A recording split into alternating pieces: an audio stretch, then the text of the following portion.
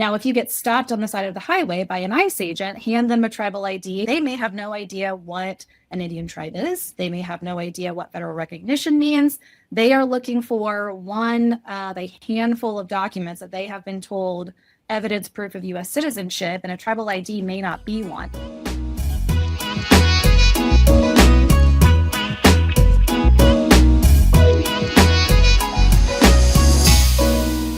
Welcome to the Voices of Sovereignty podcast by Rock the Native Vote, where we lift up Native voices, truth, and the issues impacting our communities. Today's episode is an important one as we talk about things that come up again and again in our communities. What do our IDs actually prove? What is citizenship? And what is preventing us from being able to exercise our sovereignty in different ways, such as proof of citizenship? Last week, we released an op-ed talking about this that sparked a lot of questions. Definitely a hot topic right now. Yeah, and we're honored today to be joined by two incredible guests who bring deep expertise into this issue. Emily Eleftherakis, Executive Director of the Tribal Sovereignty Institute at Oklahoma City University School of Law, is with us today, as well as Wauqua, Director of Enrollment for the Comanche Nation, who works directly with tribal citizens and enrollment every day. So, Emily, we can start with you. At a basic level, can you kind of tell us the difference between what is a valid ID or what is proof of citizenship?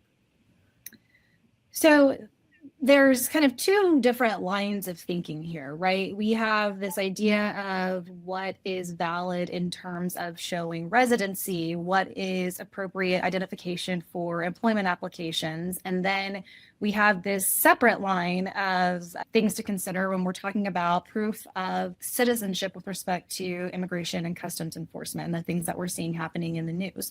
So one is not really like the other. There are certain documents that are acceptable for things when you are applying for a job or simply driving a vehicle. Those are the typical things that you hear, like your state issue driver's license.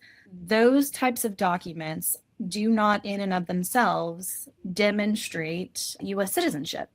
Same with tribal IDs. Most tribal IDs do not have on the face of the document, something that is going to, when an immigration or customs enforcement official are looking at it, immediately identify that the holder of that ID is in fact a United States citizen.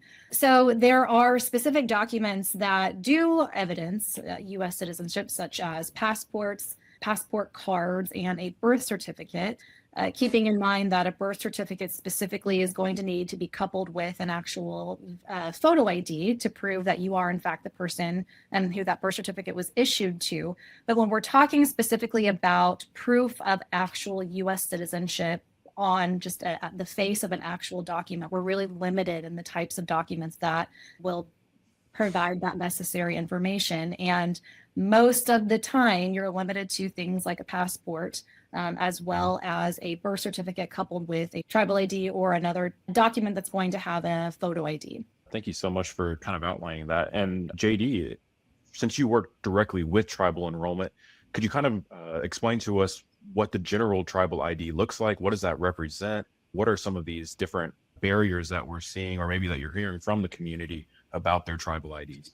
Yeah, I'm glad you asked that. So Comanche Nation just recently updated their ID to add a expiration date. We had a lot of issues with places not accepting certain tribal IDs because there was no expiration date. And some of our members had an issue with that because they like to believe they never expire, meaning I had questions if that expires, do it not exist, or are we off the roll? No, that's nothing like that. It's just the legality that the ID requires. Emily kind of said it best there. She pointed out everything that's needed. The misconception is if you hold I don't know if you can see this. Mm-hmm. This is the new Comanche Nation card. There's nothing on the front or back of this that states that I'm a U.S. citizen. I have a passport ID card. I carry it with me. Good idea. Miss Underwood pointed that out too, that she wanted more natives to have access and resource to that via the tribe. So we do have, and we're going to provide an enhanced ID, which is somewhat like a passport, here in the near future. The process takes about 2 years because you have to get an amendment agreement with the Department of Homeland Security.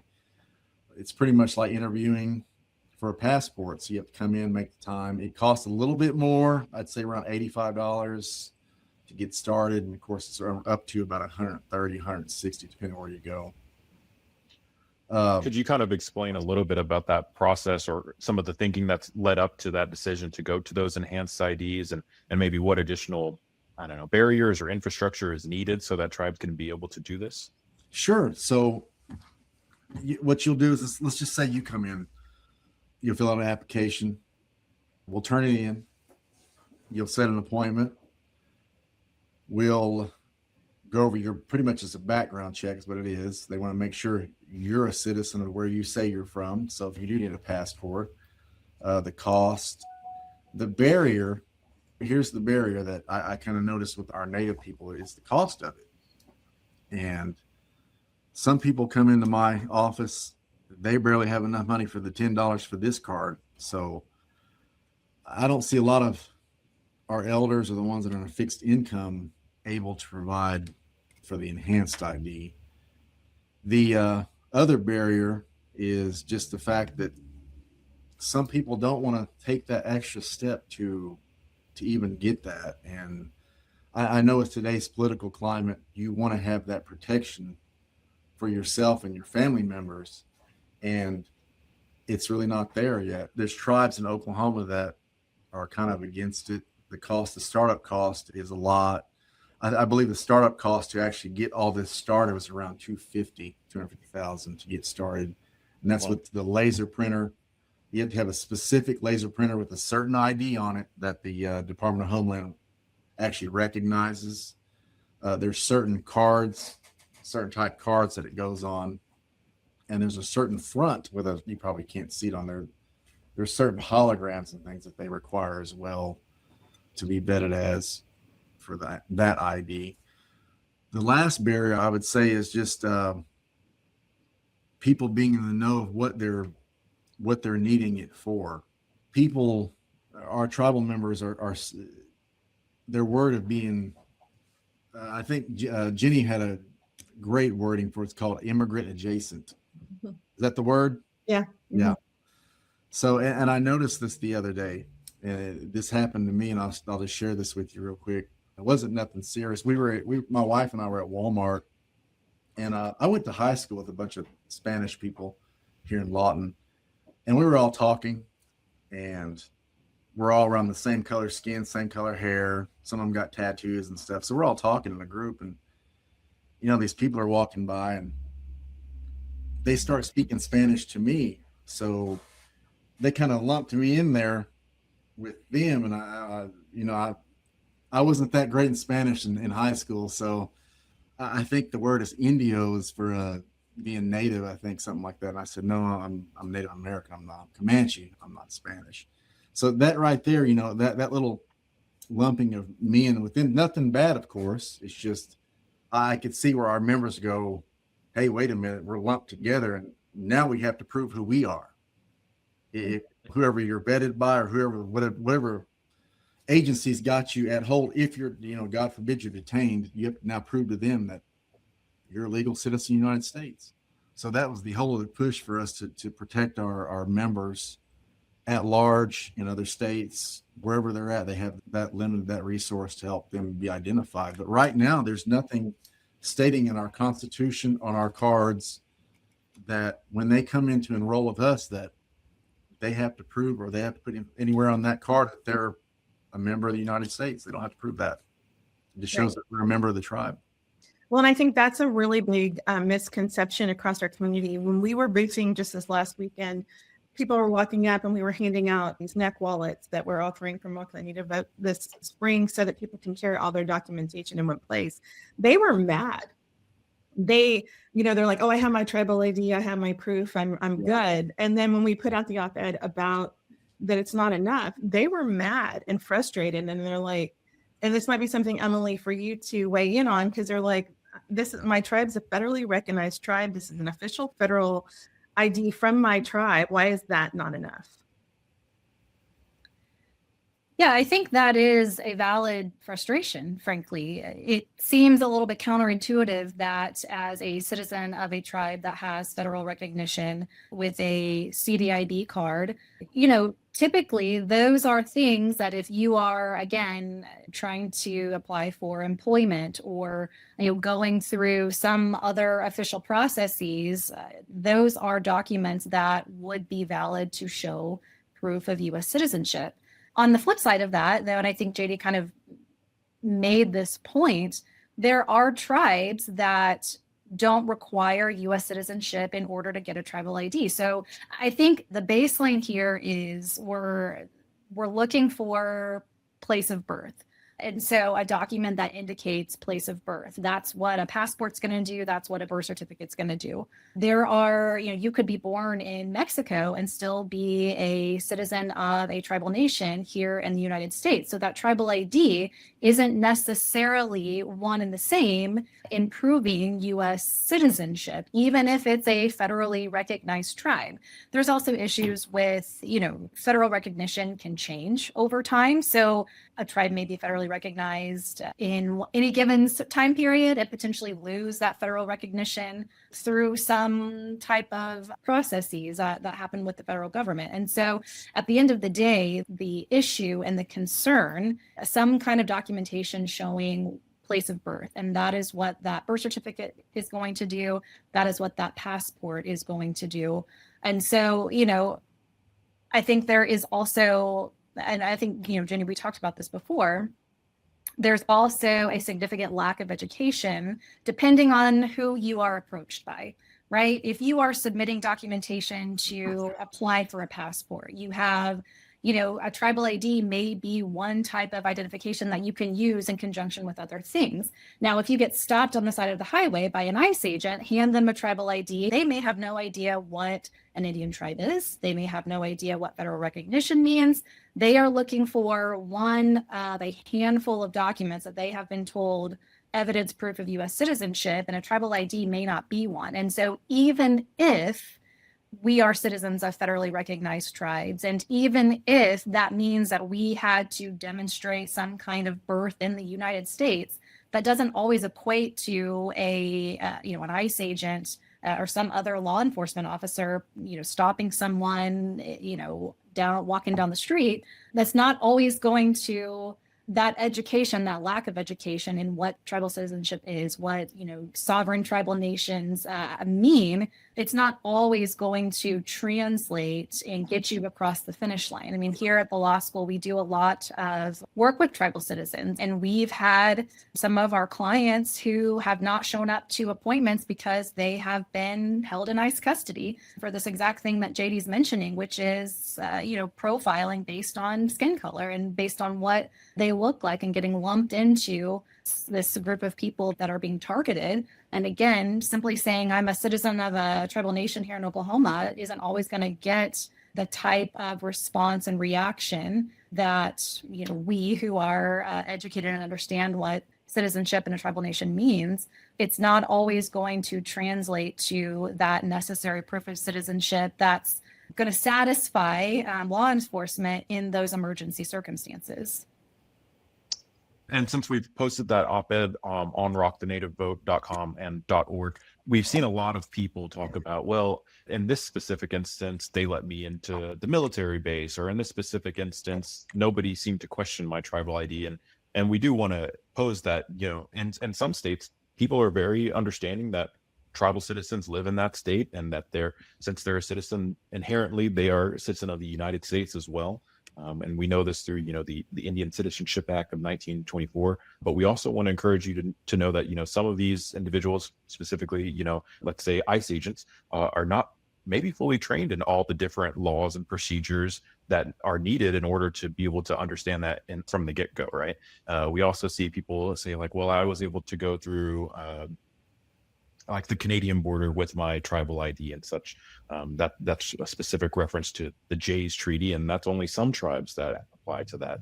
There's so many different legal hoops that we have to jump through. And so we're not saying this is one size fits all for a lot of us. Each of our treaties have different stipulations and different reservations and things that we have to consider. And so not everyone is going to be on the same page, right? And so whether it's a tribal ID or even a real ID, these specific documents don't prove citizenship. They just prove that you are legally able to be here, right? And so the same with like H-1B visa.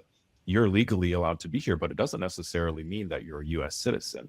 So I want to just consider that. And if you're interested, you can learn more about this. And a lot of this information is going to be available on a lot of these government websites. But this information is changing. And with that, we want to kind of transition a little bit to talk about the SAVE Act, or the Safeguard American Voter Eligibility Act, because we see these laws actively being pursued. And with that, it'll impact all of our IDs and it'll impact Indian country. That's something to consider. And Jenny, I'll give it to you. Yeah, no, that's helpful there. And I guess there's a couple questions, one for Emily and then one for JD. In terms of the SAVE Act, Emily, you talked about having to have a birth certificate that matches your name. And if you're like me and I've married and took my husband's name, I no longer have that. And so talk through what are going to be the challenges that SAVE Act would bring should it pass this week as it's being taken up by the Senate. Yeah. And I just very quickly want to touch on something Theron said, because I do think it's really important to underline that what he mentioned, just sort of backtracking to the tribal ID conversation. He's absolutely right. It's not one size fits all. And depending on the person that you encounter, the circumstances could be wildly different. And so I think the information that we're providing, and I think Theron is 100% correct in that we are giving the most conservative advice in terms of what you need in any given situation. And so I think you're absolutely correct. People are using real IDs, tribal IDs to get from the US to Mexico to Canada, getting into military bases. And again, it's not one size fits all. It's simply that it really is going to be case by case dependent on who you encounter, how those tribal IDs are viewed, and based on the education that person has. So I just wanted to touch on that really quickly because I do think it's important to highlight what Theron mentioned there.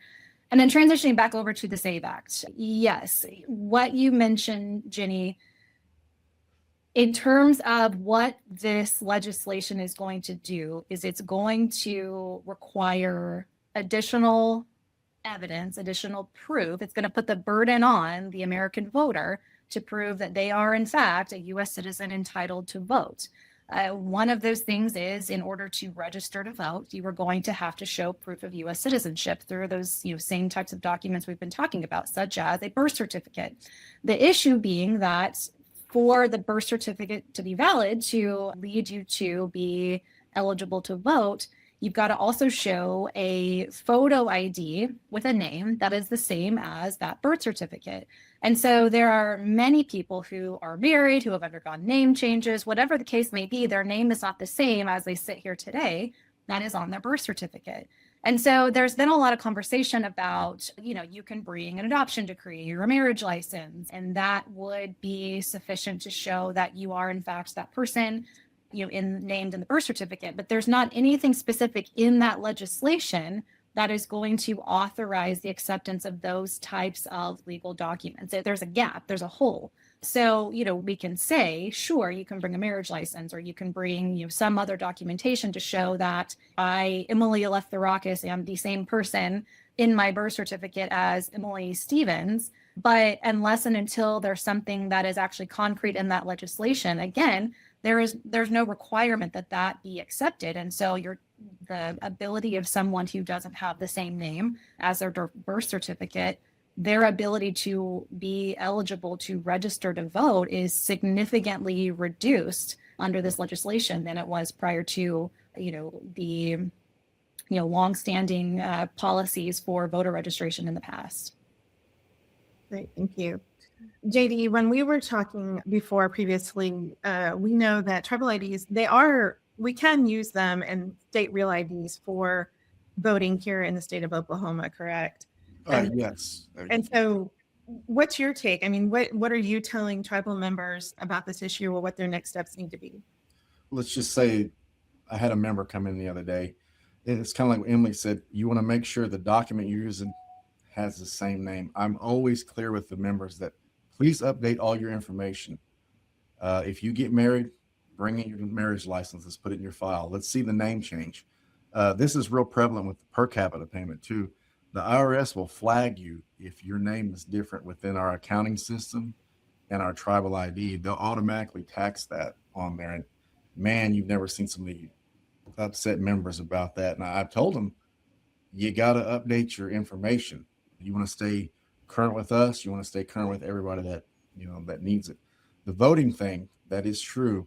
You can show that, but they're going to have the same problem. If your name doesn't match, they're going to wonder, okay, who is this person? Yeah, the picture matches you, but whose credentials are these? We try to stay current with all of our members. We have a yearly audit. We pull files. It's a lot of on taking, but you got to kind of stay on the members because we're kind of the last people they stay updated with. If their driver's license becomes expired, they get right over there and fix it. If they need to update their per capita payment, they do that. However, they don't always update their information with us, throughout the year. So we try to stress that at all of our outreaches, all of our events, our powwows and stuff. Hey, swing by, update your information, stay current with us, stay legal with us so we can find you, email, I'll find them in there. Hey, can you come by and update your information? I want to make sure your name, you still have, oh no, I got divorced. Can you bring that document in? We want to make sure everything matches so you stay current. The voting thing here locally at this level for tribal, same thing.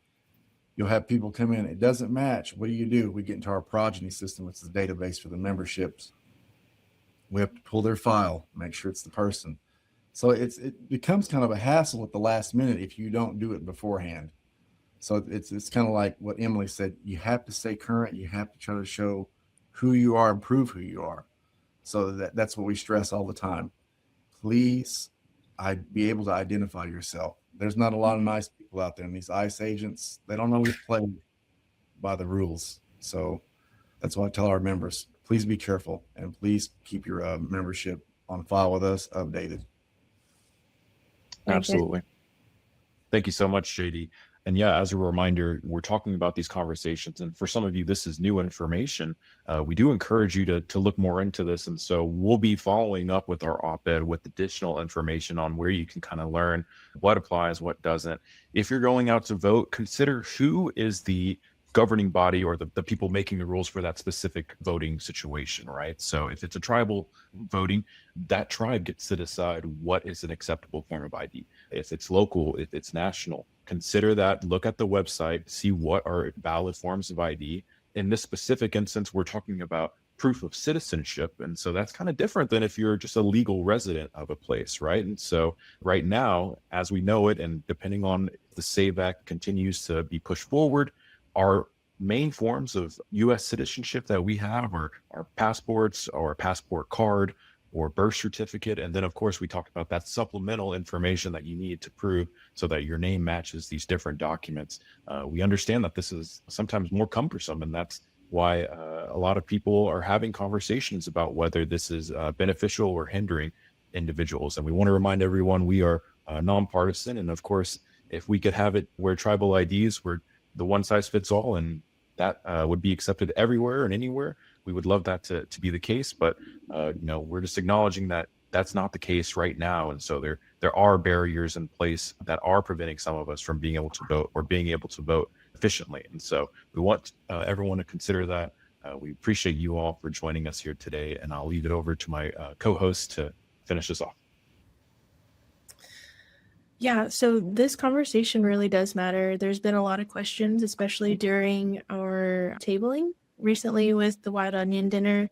And so I think this is going to be a great resource for our community, Rapid Native Vote community, people who we've been in contact with. And I really appreciate you guys coming out and talking to us about all of this. Great. Yes. And any final thoughts, Emily or JD?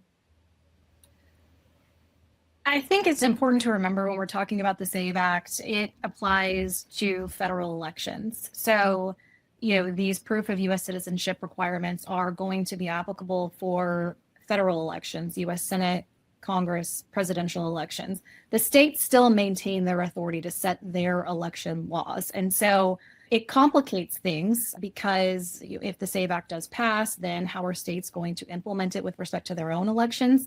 And also keeping in mind that it doesn't apply to tribal elections. So if a tribe says all you need is a tribal ID in order to vote, then that is that tribe's sovereign right to set those election parameters. So when we talk about the SAVE Act, just keeping in mind that we're talking about federal elections and trying to understand and distinguish those differences. But thank you so much for having me. I appreciate the opportunity to speak with you all. Brady? Yeah, again, thank you for having me on this. This is an important topic. It's everybody's right to vote. It's a privilege. Stay current with your information. If tribal members are going to watch this, please come by. Mr. Wauqua, let me are you your Comanche member, correct? Yes, sir. I'm going to check your ID and see if you're current. Still have the non-expiring one, and I think it was when I was 13 or so. So you need to come by. Or we have this is for the Comanche Nation website. We actually have a online application. Anywhere you live in the world, you can actually apply now. All you do is send a little photo, and we can get your ID made. And we made that prevalent to when everything kind of started happening here in the political climate around. But yeah, this is a great idea. I'm glad that we're putting this out there because there's not a lot of people in the know about this. And I hate for them to get caught in a loophole or in the crossfire of things and not know what to do. We actually have on our website, Comanche Nation website, what to do if approached by an ICE agent. And there's a list of things they kind of do. And, of course, comply, because you don't want to make anything worse than it is. You just want to get done and have the person go ahead and leave you alone. But again, the ID is so important. It identifies who you are, what tribe you are. And it's like Mr. Wauqua said earlier, go to your local officials, tribal. If this is important to you, and it is, express to them what is needed in an ID. Express to them what is needed at a larger scale. The SAVE Act, that's something brand new. Not everybody's used to what it's actually going to entail. It is federal, doesn't apply to tribal, but it still affects the persons around. Miss Underwood was wanting to get tribal members more involved with state elections, federal elections, to get them involved. Well, there's the first step right there, the involvement. How do we involve our people? You got to talk to them. You got to talk to them on their level and what they understand. But again, I'll leave it at that. This was great. Call me anytime. You can call me personally on the phone here. Anytime you need any questions, and I'll be happy to answer them. Thanks again.